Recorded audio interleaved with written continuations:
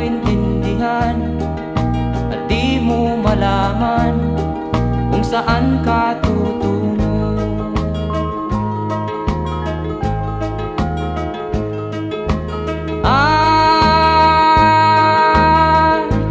Kung nakamit mo na ang pangarap, di pa rin masiyahan ang nais mo'y